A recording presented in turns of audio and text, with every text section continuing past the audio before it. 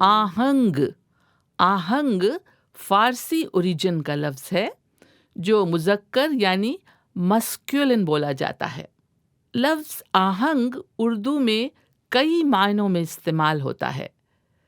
کہیں یہ آواز، ردم اور کہیں انداز، ڈھنگ، طور طریقے کے معنی میں آتا ہے.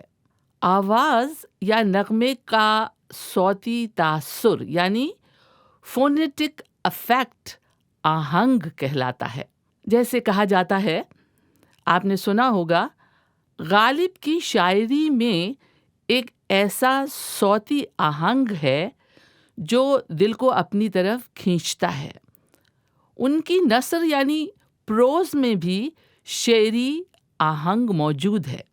اور لفظ آہنگ کے کئی کمپاؤنڈ ورڈز ہیں، جیسے خوش آہنگ. خوش آہنگ یعنی کانوں کو بھلا لگنے والا، میلوڈیس. جیسے کہتے ہیں کہ اس گیت کے بول بہت خوش آہنگ ہیں. بلند آہنگ. بلند آہنگ کے معنی ہے میگلوفونس.